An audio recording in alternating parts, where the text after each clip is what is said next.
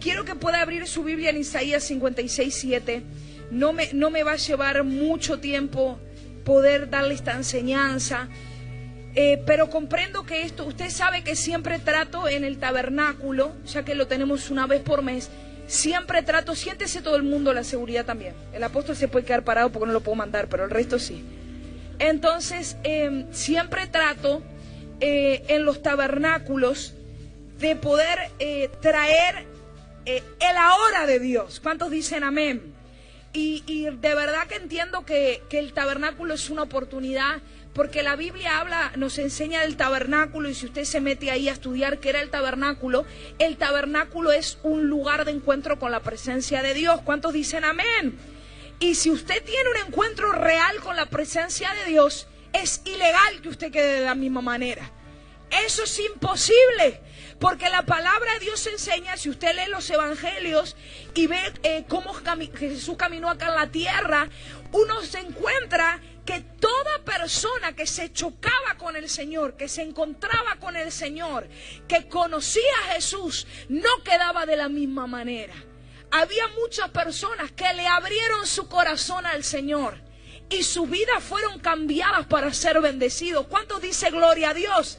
Porque el deseo del corazón de Jesús es bendecirnos. Dígale a la persona que tiene a su lado, Jesús siempre nos quiere bendecir. Pero había personas que se encontraban con el Señor y quedaban de la misma manera. Y usted sabe que es imposible quedar de la misma manera. Estamos continuamente en movimiento. O uno está en bendición o uno está bajo maldición. Y si no tenemos a Jesús, usted sabe que no nos va a ir bien. Y esas personas que se encontraban con el Señor, que cerraban su corazón porque eran incrédulos, porque tenían cuestionamiento, se perdían la oportunidad que recibieron los otros que sí abrieron el corazón y fueron transformados. Y a veces nosotros podemos venir a la iglesia y podemos ser como esos hombres, esas personas que tuvieron un encuentro con Jesús, pero que quedaron de la misma manera porque cerraron el corazón. Tuvieron delante de ellos la oportunidad de tomar, de poseer la bendición, de tener un encuentro con Jesús que los cambiara, pero rechazaron eso. ¿Por qué? Por la religiosidad que había en su vida, por cuestionamiento que había en su vida. Dígale al de al lado, yo no quiero ser ese tipo de persona. Y el deseo de Jesús es que cada vez que nosotros, bueno, en realidad Dios quiere que esto pase todos los días, porque la Biblia dice que Él nos quiere llevar de gloria en gloria.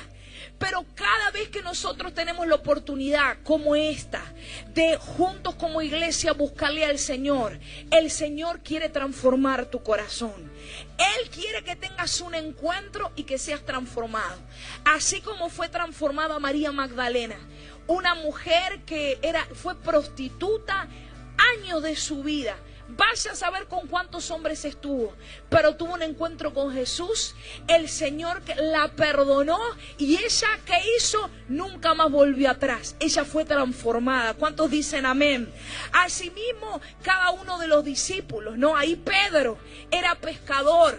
Tenía un carácter bravo, se ve Pedro, porque aunque estuvo 3 años con el Señor, todavía andaba con un cuchillo por ahí Pedro, ¿no? Tuvo que venir el Espíritu Santo para terminar la obra. Pero Pedro fue transformado, ¿sí?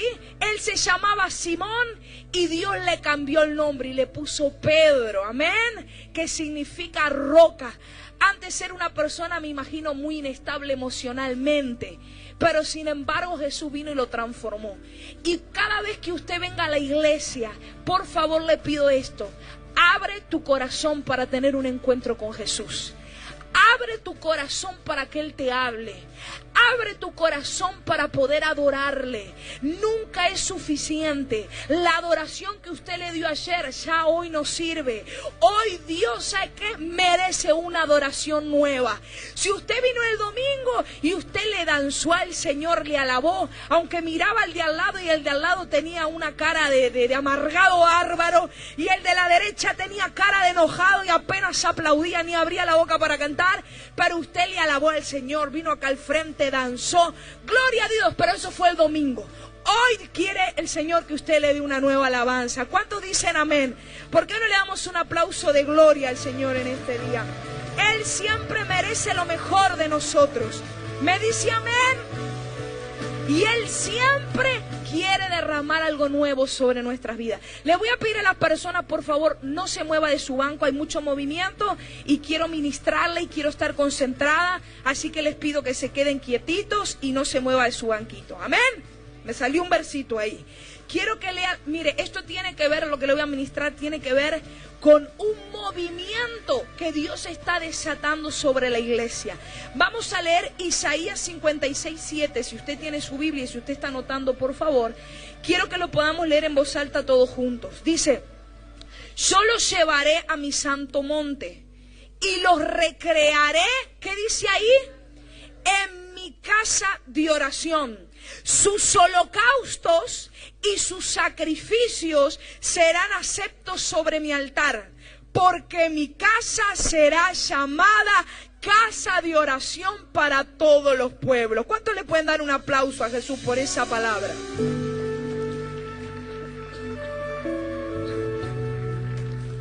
Y quiero que usted pueda entender que este versículo de Isaías 56 no va a ser una palabra ajena a su vida a partir de ahora. Hay un llamado de Dios sobre la iglesia. Y el llamado de Dios sobre la iglesia es que nos podamos levantar como una casa de oración. Jesús era un apasionado de la oración. ¿Cuántos dicen amén? La Biblia ahí nos enseña y nos muestra cómo el Señor la mayoría de su tiempo la pasaba en oración con el Padre Celestial, buscando su rostro, buscando su guía. Ahí él tenía una relación íntima con el Padre, y esa relación, esa vida de oración, cuando nosotros oramos, lo que hacemos es alinearnos con la voluntad de Dios. La oración es realmente un arma poderosa para nuestras vidas, necesaria para nuestras vidas. La oración no es una opción, la oración es una necesidad. ¿Cuántos dicen amén?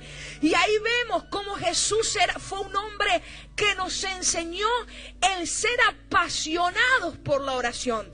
Y vemos en el libro de Mateo cómo una semana antes del Señor ser crucificado, Jesús ingresa a Jerusalén, entra a Jerusalén, y ahí se le une un montón de personas dándole la bienvenida. Usted sabe la historia esa, ¿no? Hosana, Hosana, bendito el que viene en el nombre del Señor. Una semana antes de ser crucificado, al entrar a Jerusalén, Jesús tuvo un gran recibimiento, una gran aceptación de un gran remanente que se unió a él para poder adorar a Dios. Pero la Biblia dice que al ir a Jerusalén, Jesús se dirige al templo, y cuando Jesús llega al templo, hay un choque de reinos, ¿no, verdad? Se genera un choque de reinos, porque Isaías dice que el Padre llamó a la iglesia casa de oración, pero cuando Jesús va a adorar al templo, se encuentra que el templo se convirtió en un lugar de ventas, en una cueva de ladrones, así lo llamó al Señor. Ahí que el lugar donde era llamado por Dios, donde estaba consagrado por Dios, para que hubiera sacrificio, para que hubiera holocausto, para que hubiera ofrenda, para que hubiera adoración, para que hubiera intercesión, para que la gente se fuera a rendir, se había convertido en un mercado. Y Jesús, vemos cómo Jesús se enfurece, Jesús se enoja mucho, y quiero que lo pueda leer esto en Mateo 21, 12 al 13. Dice la palabra de Dios. Mire, y entró Jesús en el templo de Dios y echó fuera a todos los que vendían y compraban en el templo, y volcó las mesas de los cambistas y las sillas de los que vendían palomas, y les dijo: escrito está, mi casa, casa de oración será llamada. ¿Qué dice ahí? mas vosotros la habéis hecho cueva de ladrones. Después de que Jesús resucitó de entre los muertos y dice la Biblia que él ascendió al Padre, envió al Espíritu Santo para que vivieran todos aquellos que en él creen. ¿Cuántos dicen amén? Entonces, ¿cuál es la realidad? Cuando Jesús muere, pero Jesús resucita y él asciende con el Padre, él viene y desata la promesa del Espíritu Santo. Él dice, es mejor que yo me vaya. Usted ya conoce esto, porque los discípulos le decían, Señor, no queremos que te vayas, quédate con nosotros. Pero Jesús dice, es mejor, yo me tengo que ir al Padre. Pero no se preocupen, no van a quedar huérfanos. Yo voy a enviar a mi Espíritu Santo. El Espíritu Santo es el Espíritu de Jesús, porque usted ya sabe esto, el apóstol por años nos ha enseñado. Jesús era un hombre, estaba limitado a un cuerpo, era Dios, pero era Dios que se hizo hombre para poder venir a dar su vida por nosotros. Jesús estaba limitado a un cuerpo, pero el Espíritu Santo de Dios no tiene límites, no es finito, es infinito. Él es espíritu y él no está limitado a poder estar en un lugar, en una hora determinada con una sola persona, sino que él puede estar contigo, conmigo. ¿Por qué pasa esto? Porque antes la casa de oración, la iglesia, era un edificio. Y claro, nosotros necesitamos de un edificio físico para congregarnos como iglesia. Pero ahora la realidad cambia, porque ya no el templo, esa palabra de Isaías no está hablando acerca del edificio como era en aquel tiempo, sino que cuando Jesús va al Padre, envía al Espíritu Santo y ahora ya el templo de Dios no es un edificio de piedra, de madera, de material o de lo que sea, o una carpa. Ahora el templo del Espíritu de Dios es usted y soy yo, que tenemos al Espíritu Santo dentro de nosotros. Por lo tanto, ahora, si usted es templo y yo soy templo, el Señor a usted y a mí nos llama casa de oración. ¿Me está entendiendo lo que estoy hablando? Entonces, cuando Isaías, Dios habla proféticamente a través de la boca del profeta a su iglesia, Dios nos está llamando casa de oración a cada uno de nosotros. ¿Cuántos entienden esto? Entonces, quiero que podamos leer lo que dice 2 Corintios 6:16. Mire lo que dice el apóstol Pablo. ¿Y qué acuerdo hay entre el templo de Dios y los ídolos?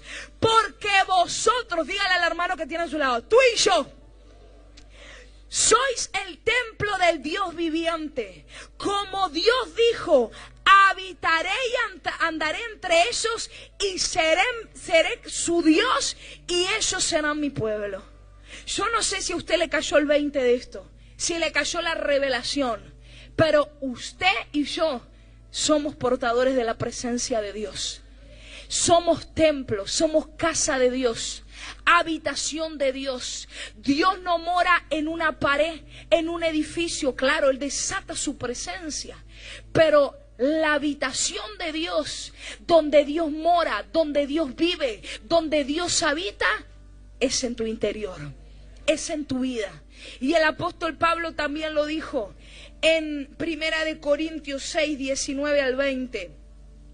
O ignoráis, mire esto, y esta palabra está buena, porque hay muchos que se ve que todavía ignoran que el Espíritu Santo vive dentro de usted. Porque le damos lugar al pecado, contristamos al Espíritu Santo de Dios. Usted tiene que entender que usted es templo de Dios, templo del Dios viviente. Dígame amén. Da un poquito de agua, hija, estoy. Y 1 Corintios 6, 19 al 20, quiero que lo lea conmigo, gracias. O ignoráis que vuestro cuerpo, es más, quiero que se lo lea al de al lado. Agarre a alguien ahí y léaselo. O ignoráis que vuestro cuerpo es templo del Espíritu Santo, el cual tenéis y no sois vuestro, porque habéis sido comprado por precio. Glorificad pues a Dios en vuestro cuerpo y en vuestro espíritu, los cuales son de... Dele un aplauso fuerte al Señor, bien fuerte.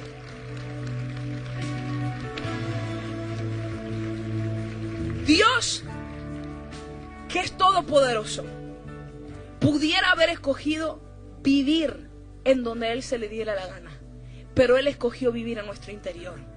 Entonces, como templo del Dios vivo, la iglesia debe entender que nosotros tenemos una profecía, una palabra de Dios sobre nuestras vidas, que nosotros nos tenemos que levantar como casa de oración.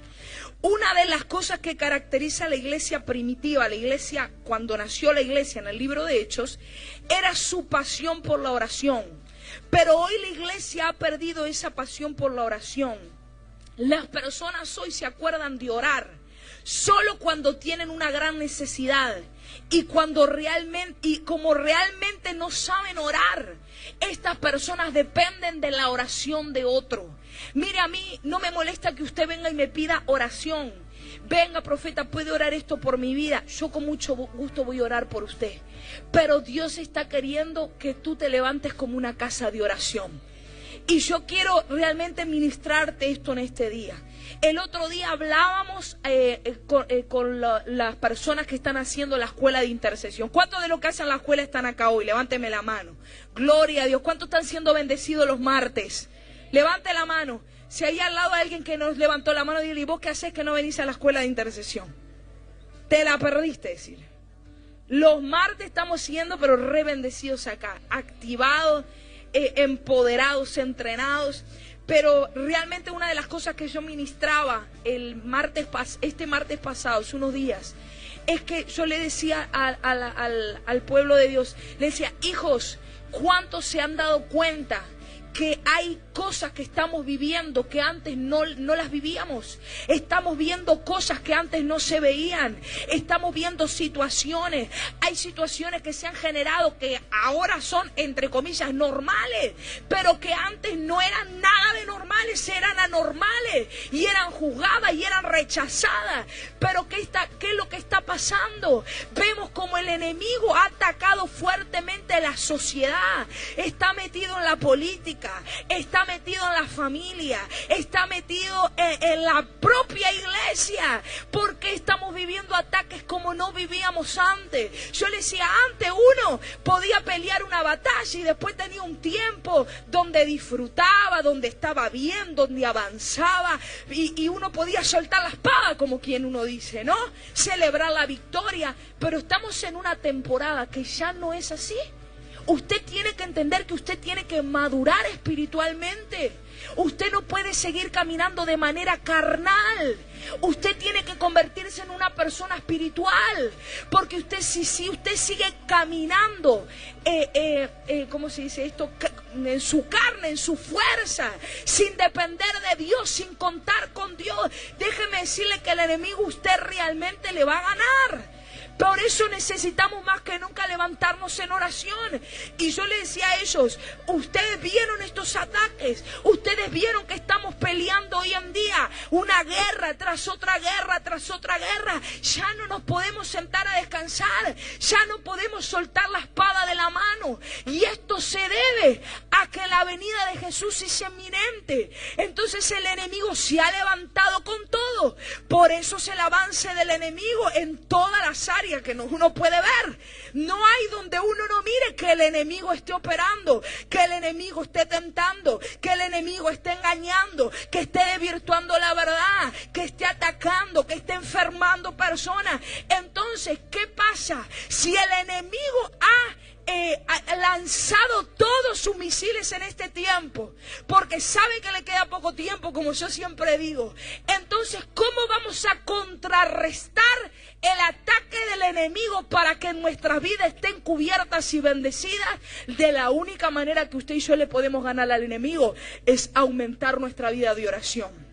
Dígame un amén más fuerte. Dígame un amén más fuerte.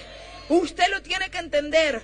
Una vida sin oración carece de actividad espiritual.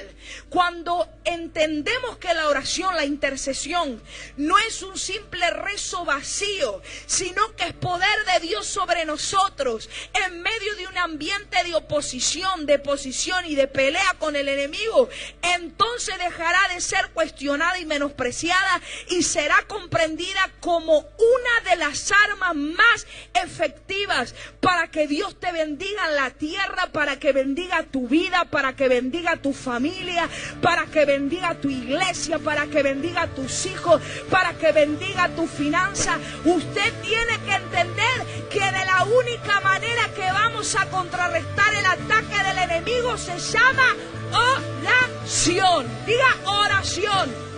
Vamos, diga oración. Diga, la oración es un arma poderosa. Diga, la oración es el arma más poderosa que Dios me ha entregado. Entonces, yo quiero hablarle rápidamente de 3 propósitos de la oración. 3 propósitos de la oración en nuestra vida. En primer lugar, por si usted está notando, esto ya se los enseñé a las personas de los martes. 1, la intercesión es una colaboración con Dios. Diga conmigo, la intercesión, pero más fuerte, diga, la intercesión es una colaboración con Dios. Dice 2 Corintios 6:1. Así pues, ¿sabe lo que necesito, hija? Mi tecito, porque estoy que no puedo más. Así pues, nosotros como colaboradores, pero léalo conmigo porque usted se me queda. Así pues, nosotros, ¿cómo? ¿Qué dice ahí? ¿Qué es usted de Dios? Ay, profeta, ¿cómo yo lo voy a ayudar a Dios? ¿Cómo le voy a colaborar? ¿No lo dice 2 Corintios? Dice, como colaboradores suyos. Diga, yo soy colaborador de Dios. La palabra colaboradores significa aquellos que cooperan, aquellos que ayudan a trabajar juntos. Somos parte colaboradora de Dios para que sus planes y propósitos sean hechos. Jesús llevó, escuche esto, Jesús llevó a cabo la voluntad del Padre por medio de una vida de oración. Jesús nunca pudiera haber cumplido la voluntad del Padre si Él no hubiese sido un hombre de oración y de intercesión.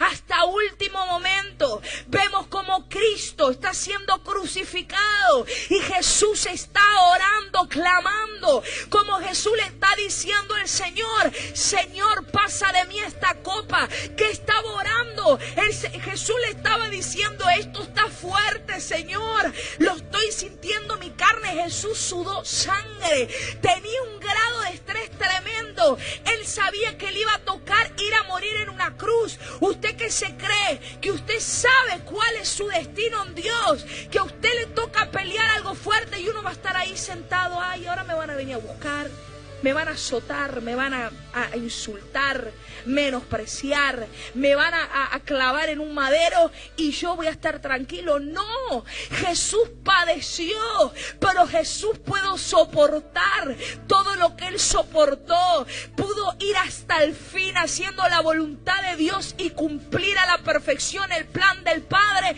porque Jesús era un hombre de oración. Y la oración hace que nosotros seamos colaboradores con Dios. Hay cosas que aún no se han establecido en el plano natural. Hay cosas que todavía tú no las has visto establecidas. Hay crecimientos que están detenidos. Hay bendiciones que no fueran desatadas porque aún no se han levantado personas a clamar para que eso se desatara sobre la tierra. Hay cosas que en tu vida no han pasado porque tú todavía no las has orado, no las has declarado, no las has presentado delante de Dios. Dios está llamando en este día a hombres y mujeres que le digan, yo hoy recibo esa palabra, yo soy una casa de oración, yo soy un colaborador de Dios. Dice la palabra de Dios que Él está buscando uno que se pare delante de Él a poder orar, a poder decretar, a poder declarar, a poder establecer y decir, Señor, venga tu reino y hágase tu voluntad. Yo tomo autoridad y y declaro la voluntad de Dios. ¿Será que alguien puede dar un grito de victoria hoy? Yo le estoy poniendo todo y usted no le está poniendo mucho, Participe más, sea más intenso. En segundo lugar, yo estoy con un ataque de asma, poco más. Acá no, en el nombre de Jesús cancelo eso. Pero estoy como que... ¿Y usted está ahí? No, hermano, vamos, pilas. Segundo lugar, diga, primer lugar, propósito de la oración. Diga, propósito de la oración. Soy un colaborador. Vamos, diga, soy un colaborador. ¿Por qué tu hijo no llegó al Señor? Porque estás peleando con Él en lo natural. ¿Por qué no te callas la boca y clavas rodillas y empiezas a decir, Padre, en el nombre de Jesús, yo ya no peleo más en lo natural. Acá le voy a dar guerra al diablo. Mi hijo va a llegar al Señor. Mi vientre no parió bastardo. Mi vientre no parió drogadicto. Mi vientre no parió inmorales. Mi vientre parió hijos que van a exaltar a Dios, lo van a honrar, van a servirte, van a ser un instrumento en la tierra para ti. Hay alguien que tiene que levantarse y decir, yo voy a colaborar de aquí en más. Y me pongo como loca. ¿Sabe por qué me pongo como loca? Porque cuando alguien entienda esta palabra, cuando alguien la recibe y la viva, quiero decirte que vas a vivir los rompimientos más grandes que has vivido en toda tu vida. Tome su asiento. Porque de eso se trata mi vida. Y los que me conocen, que hay mucha gente que me conoce desde antes que no fuera esposa de mi esposo, que me portaba un poquito mal ahí. Bueno, no tanto, pero un poquito. Usted sabe que cuando uno usted sabe que yo soy testimonio de que si uno se pone en las manos de Dios y busca a Dios y se convierte en una mujer de oración, un hombre de oración, no hay nada imposible para Dios. No hay límites, no hay no, coma ese. ¿Me entiende? No hay nada que para Dios sea imposible. Y si tú te conviertes en un colaborador de Dios, quiero decirte que está pronto a venir tu rompimiento. ¿Me dice amén? Entonces, en segundo lugar, dijimos que el propósito de la oración es ser colaborador de Dios. En segundo, la intercesión levanta vallado. Qué importante que usted entienda esto. ¿Qué es un vallado? Anote ahí. Un cerco de protección. Le voy a dar una definición. Un vallado es un cerco de protección. Hacer vallado significa rodear con un cerco o pared para proteger. Sirve para ayudar y proteger al que está en problemas y en desesperación. Un vallado es levantado para mantener a los enemigos fuera del hogar, la iglesia, el negocio, para tener un lugar seguro. La oración intercesora levanta o edifica una pared espiritual alrededor del pueblo, matrimonios, hijos, naciones, finanzas, lo que sea. Un vallado o cerco es roto en una persona para que el enemigo entre y destruya. Cuando tu vallado se rompe, o sea, cuando hay una brecha en tu vallado, cuando tú dejas de orar. Porque cuando nosotros dejamos de orar, de buscar a Dios, nosotros comenzamos a ser cada vez menos espirituales y cada vez nos comenzamos a desconectar más de Dios. Mire, a ver, hace de Dios. Dios es negro, Débora, vamos nomás. Vení. Entonces, negro, no. Había una iglesia que me decía, profeta, Dios es negro, se lo aseguro, me decía. Entonces cuando uno ora, uno va a la presencia de Dios y empezamos a relacionarnos. Y la atmósfera del poder de Dios, de su presencia, me envuelve. ¿Cuántos entienden esto? Me rodea, me abraza. Yo estoy con Dios, el Señor empieza a sanarme. Me sana las heridas, me sana el corazón. Alguien me hizo daño, pero yo estoy en la presencia de Dios. El Señor es tan lindo. Cuando uno está con Dios, uno quiere ser bueno, quiere ser libre, quiere todo lo bueno. Entonces, Señor, ¿sabes qué? Me hicieron tal cosa, hablaron mal de mí. Dijeron esto, después te cuento Dios.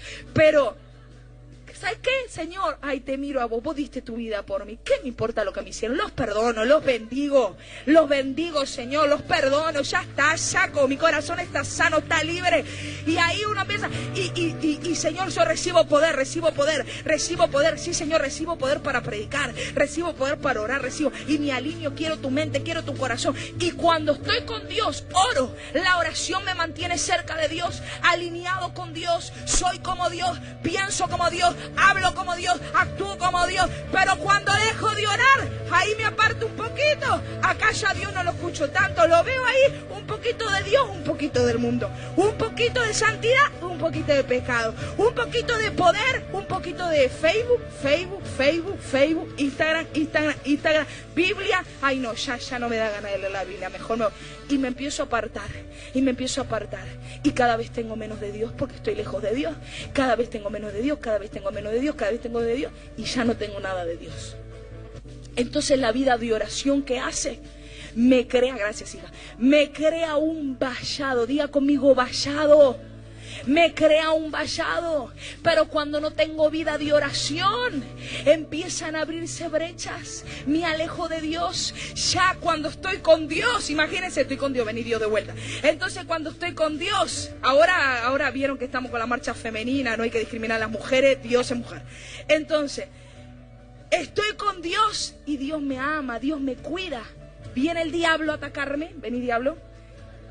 No, pero el diablo no puede, no, lejos de Dios, le tenés que tener miedo, no te podés reír. El diablo me viene a atacar vení, pero te tenés que correr porque Dios no te deja. Hay un vallado. Te tenés que dar contra el vallado, hija, metele onda. Pero te tenés que tirar para atrás. Bueno, dale. Ay, me gustó más, dale.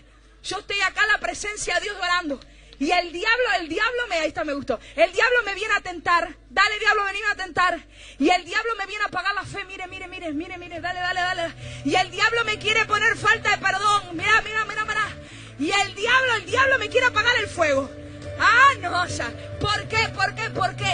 Porque estoy en la presencia de Dios. Pero cuando yo me salgo de la oración, empiezo a darle legalidad al enemigo. Y ya el enemigo me empieza a rondar. Me rondea. Primero me vale alrededor mío. Mírame. Y ya me hace caricias el diablo. Ya me hace caricias. No, pero más cariñoso. Ahí. Y ya el diablo me abraza y me empieza a hablar. Así un secreto. Me empieza a llenar la mente de basura. Ah, están hablando mal. Sí. Y hasta el diablo sabe. Entonces, ya, ¿qué pasa? Ya estoy fuera de la cobertura de la oración. Ya no hay vallado en mi vida. Y le estoy dando legalidad al enemigo para que venga y me tiente, para que venga y me influencie la mente, para que venga y ponga enojo en mi corazón, para que venga y me apague el fuego. Ya no tengo ganas de ir a la iglesia, ya no tengo ganas de congregarme, ya no tengo ganas de servir, ya no tengo ganas de ir a buscar al alma, ya no tengo ganas de orar, ya pierdo todo. ¿Por qué? Porque ya no tengo vallado alrededor de mi vida. Gracias. Y te libero en nombre de Jesús, que no sos el diablo nada. ¿Cuántos dicen amén? ¿Me está entendiendo lo que le estoy hablando? Entonces, mire lo que dice. Un vallado, vuelvo a decirse, un vallado o un cerco roto es una puerta para que el enemigo entre y destruya. Dice Nehemías 4, 7 al 8. Ya vamos terminando. Deme 10 minutos y terminamos. Nehemías 4, 7 al 8. Pero aconteció, tiene que leerlo conmigo. Pero aconteció que oyendo Sanbalat y Tobías y los árabes, los amonitas y los de Asdod, que los muros de Jerusalén eran reparados, porque ya los portillos comenzaban a ser cerrados, se encolerizaron. ¿Cómo se pone tu enemigo cuando sabe que tú estás haciendo vallado? Se enfurece. ¿Sabe por qué se encoleriza Satanás?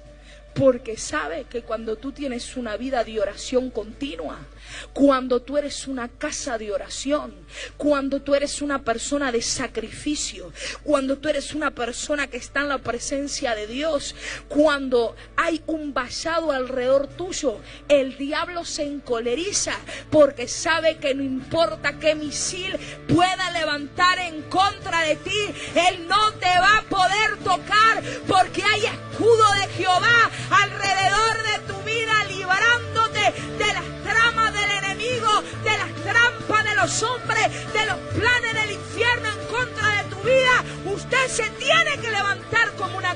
de oración. ¿Me dice amén? Y en tercer lugar, la intercesión repara brechas. Una brecha es una abertura, una fisura, una grieta. Especialmente se refiere a una grieta en una muralla. Eso es una brecha, una grieta en una muralla. Y bueno, y si vamos a la palabra de Dios, ya lo expliqué muchas veces, pero no importa, lo voy a seguir explicando para los que no conocen y para que vuelva usted a refrescarlo. Pero antes las ciudades estaban sitiadas, o sea, estaban amuralladas, esa es la palabra, ¿verdad? Estaban amuralladas y solo se podía ingresar por la puerta, o sea, la ciudad que estaba amurallada tenía control de quién entraba y de quién salía. ¿Cuántos dicen amén? Pero el enemigo siempre va a buscar poder penetrar, ¿no? Abrir y romper nuestra muralla continuamente para poder penetrar. Los enemigos en la antigüedad, para poder ingresar a una ciudad y poderse adueñar de esa ciudad, tomarla, poseerla, lo que hacían era a bombardear el muro, bombardear las murallas, bombardear el vallado. ¿Por qué? Porque dice la palabra de Dios que en la antigüedad, y se lo quiero leer esto porque se lo voy a explicar. En la antigüedad, cuando Israel peleaba con sus enemigos, los enemigos dejaban brechas. Entonces, después de la batalla, cuando el enemigo venía, peleaba, dejaba brechas, dejaba aberturas en las murallas. ¿Cuántos me están entendiendo? El trabajo... Escuche esto, el trabajo de Israel era poder, cuando el enemigo retrocedía, era poder apurarse y poder cerrar esas brechas. ¿Para qué? Para que el enemigo no pudiera ingresar. Pero a veces el enemigo era astuto y no le daba tiempo a Israel a poder reparar las brechas. Entonces se escogía los soldados más valientes para poder salir y pararse delante de esa brecha, de esa grieta en el muro que todavía no había podido ser restaurada por falta de tiempo. Y esos soldados que se paraban en la brecha y aún daban su vida para impedir que el enemigo entraba, esos se llamaban reparadores de brecha. ¿Me está entendiendo? ¿Qué es lo que Dios quiere decirte con reparadores de brecha, como dice su palabra? Que Él está queriendo que tú te levantes a pararte delante del enemigo, a impedirle que Él pueda hacer daño en tu vida, en tu familia, en tu iglesia, en tu ministerio. Dios nos llama reparadores de brechas. Y esos soldados, yo le contaba el otro día, cuando estuvimos ministrando esto, esos soldados eran los soldados que recibían más honor, de los que se hablaba mejor, porque eran los soldados más valientes. Eran los soldados que peleaban rostro a rostro con el enemigo para impedir que por esa grieta pudieran ingresar y pudieran tomar la ciudad. ¿Cuántos dicen gloria a Dios? Diga conmigo, reparador de brecha. La brecha en nuestra vida, o las brechas en nuestras vidas, son provocadas por pecados que nosotros mismos cometemos, son los defectos de nuestro carácter, las debilidades de nuestro carácter, y estas abren puertas para que el enemigo pueda ingresar y pueda herir. Cuando llamo reparador de brechas, en primer lugar, Dios te pide que seas reparador de brechas sobre tu vida. Cuando somos casa de oración, todos los días que estamos en la presencia de Dios, el Señor mismo trae convicción a nuestras vidas. Le hablé mal a mi esposo, Señor, te pido perdón, le voy a pedir perdón a mi esposo, me arrepiento, ayúdame con este carácter. Mentí, Señor, me siento tan mal, porque la Biblia dice que los que mienten no van a entrar al cielo. Perdóname, Señor, estuve mal, renuncio a esta iniquidad, renuncio a esto, robé la misma cosa, lo que sea que usted haga. Pero la presencia de Dios lo que hace es venir al Espíritu Santo. Nos trae convicción de qué brecha hay en nuestra vida. Para que en primer lugar usted todos los días repare sus propias brechas.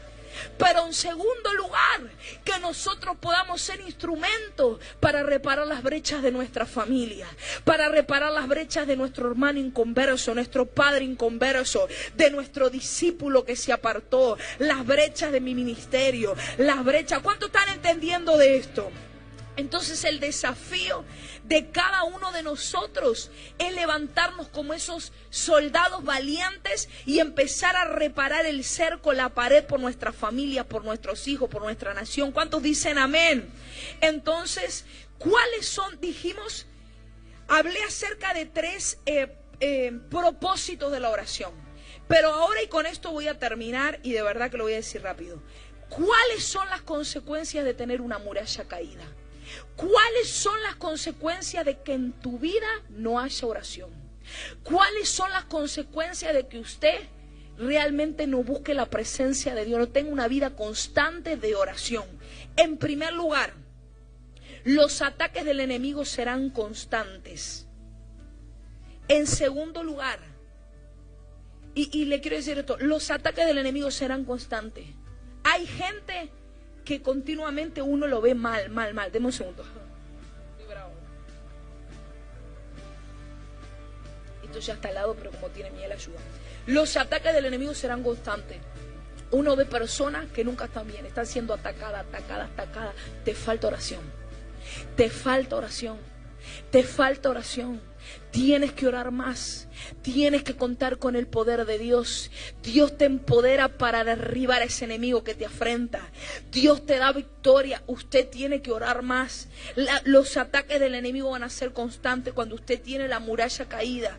En segundo lugar, dice que la viña del Señor será pisoteada. ¿Qué quiere decir esto? Que el fruto va a ser arrebatado. Dice, ¿por qué? Dice, ¿por qué aportillaste sus vallados y la vendimian todo lo que pasan por el camino? El diablo te va a robar el fruto. El diablo te va a pisotear en segundo lugar. Pero en tercer lugar, el diablo te va a robar el fruto. No vas a tener fruto en tu vida. Vas a ser un estéril. Nunca vas a tener un testimonio. Siempre vas a estar en la misma condición. Siempre vas a tener el mismo estado. Siempre la misma amargura. Siempre el mismo carácter que no lo tolera nadie. Siempre la falta de respeto. Siempre el enojo. Siempre la esterilidad ministerial. ¿Por qué? Porque cuando tu vida no es una vida de oración, cuando tú no eres realmente una casa de oración, el enemigo, dice la palabra de Dios, que te va a arrebatar y te va a robar el fruto. Yo quiero que te pongas en pie ahí donde estás. Y vamos a terminar. ¿Cómo comenzamos a levantar un vallado? ¿Cuántos quieren levantar un vallado? ¿Cuántos realmente hoy reciben esa palabra? Que saben que esa palabra, de verdad se lo digo, no proviene de mí, esa palabra proviene de Dios para tu vida. Tú te tienes que levantar como una casa de oración. Los ataques del enemigo, tráemelo un poquito para acá, hija. Los ataques del enemigo cada vez están más fuertes. Por eso nosotros debemos contrarrestar los ataques del enemigo con nuestra vida de oración. Entonces, ¿cómo comenzamos a levantar un vallado? En primer lugar, tomando una decisión y haciendo un compromiso de levantarte para hacer lo que Dios te llamó a hacer, una casa de oración. Debemos identificarnos como soldados reparadores de brecha y de portillo. Tú te tienes que identificar. Tú te tienes que levantar. Tú te tienes que abrazar de esta palabra en este día y decir: Señor, yo reconozco que realmente no he tenido una vida de oración constante. Realmente no he sido una casa de oración.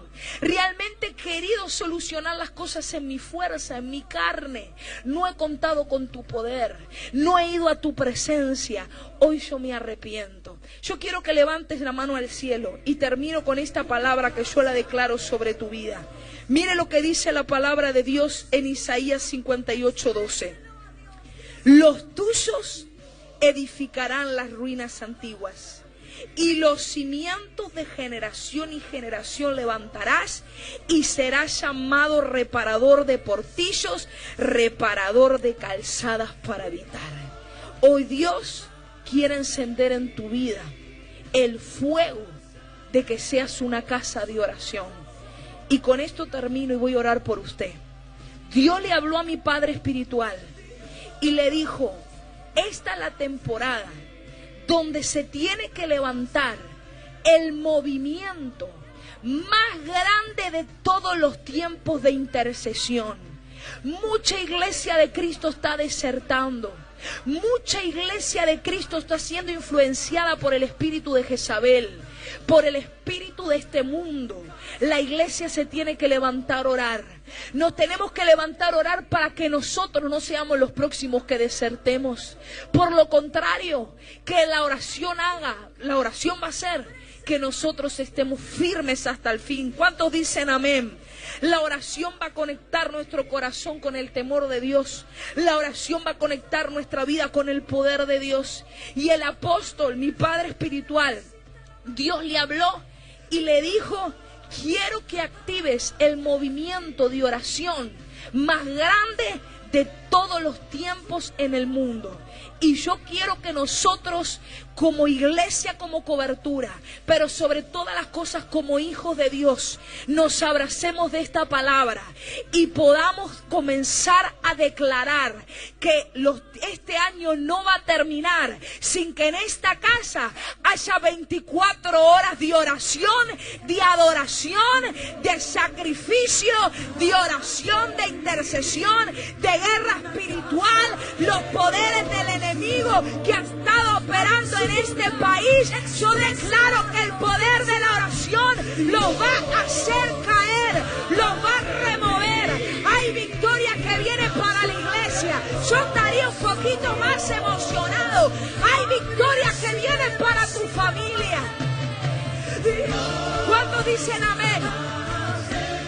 Así que no quiero que se ponga triste por esto, porque esto es de Dios. Vamos a hacer algo profético. A partir de ahora, yo declaro que se terminó la temporada de los tabernáculos y comienza la temporada de la casa de oración. A partir de ahora, esta casa se llama casa de oración.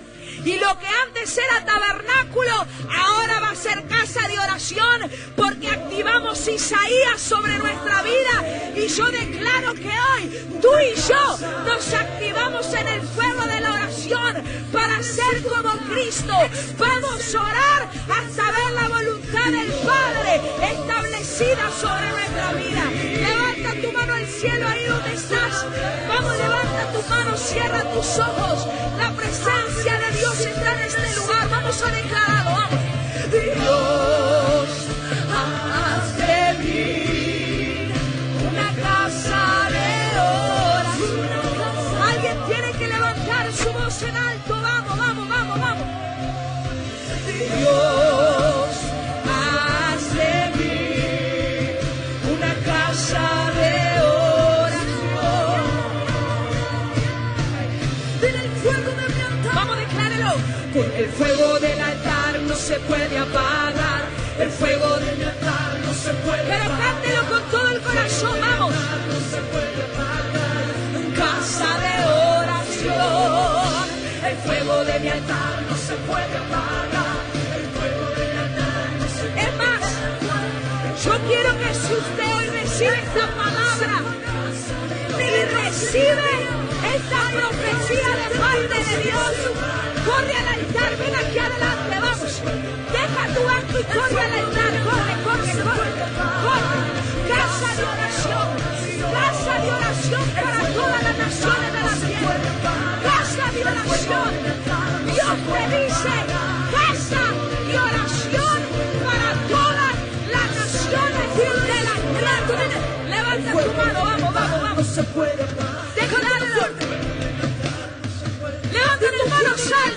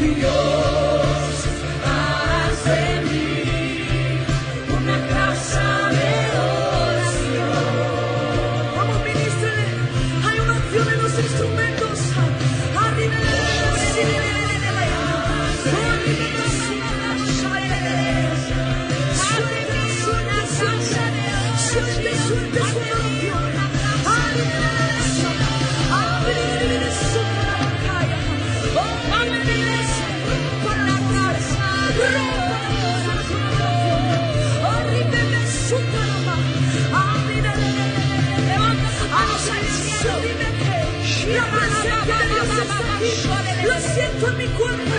Lo siento en mi mente. Lo siento. Ora lengua, vamos un momento. Ora lengua, un momento. Dios está entendiendo. Hay personas en este lugar Dios está que tienen un llamado poderoso a la oración y has estado argumentándote por tiempo. Yo declaro que todo argumento hoy cae en el nombre de Jesús.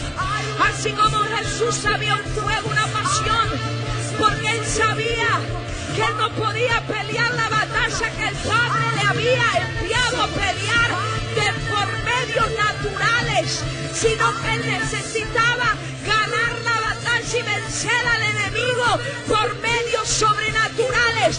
Hay muchas personas en este lugar por demasiado tiempo han peleado la batalla de manera natural y el Señor te dice: hoy te levanto como una casa de oración, hoy te levanto como un hombre y una mujer, oh, cateramante espiritual, poderoso de rompimiento. Levanta tu mano al cielo, la presencia de Dios está en este lugar. Yo quiero que todo el mundo levante sus manos ahí en tu banco y quiero que juntos podamos en esta noche hacer una oración de renuncia. Yo quiero orar por tu vida, yo quiero desatar un fuego en tu vida de oración, pero antes de eso yo quiero que todos juntos podamos alzar nuestra voz y podamos hacer delante de Dios de todo corazón una oración de renuncia. Vamos en este día, levanta tu mano al cielo, todo el mundo con sus ojos cerrados, haciendo pacto con Dios en esta noche de pacto, esta noche de compromiso con Dios. Dile conmigo: Padre Celestial, más alto, Padre Celestial, te doy las gracias, por la revelación, de tu plan, para la iglesia, para mi vida, de ser una casa de oración. Te pido que perdones mi ignorancia y negligencia al llamado que tú me has hecho como miembro del cuerpo de Cristo, de todo corazón. Vamos, dígale: de todo corazón. Me arrepiento por no ir a tu casa, a ofrecer sacrificios, oración, alabanza, adoración, todo lo que tú te mereces, y esperas recibir. Perdóname por haber permitido que el altar de tu casa se arruinara por no ofrecer sacrificios continuamente. Te pido que en el nombre de Jesús me des un espíritu de oración y pasión por estar en tu presencia y por ser una casa de oración. Declaro que se escuche con autoridad. Declaro que el espíritu de oración, levanta tu mano, que estaba sobre Jesús, aquí en la tierra, viene sobre mi vida. Ahora lo recibo. Diga: lo recibo. Recibo tu gracia y el poder del Espíritu Santo para orar tu perfecta voluntad y que tu presencia fluya en mi vida para traer por medio de la oración tu reino a la tierra. A partir de hoy, en el nombre de Jesús, en el poder del Espíritu Santo, seré una casa de oración. Soy activada como casa de oración. Soy un colaborador de Dios. Soy un reparador de brechas. Soy un reparador de Dios. Soy un reparador de calzada. Vamos, decláralo. Hoy me levanto como una persona de oración. Activo. Isaías 56, 7 sobre mi vida. Hoy recibo el llamado y activo el llamado.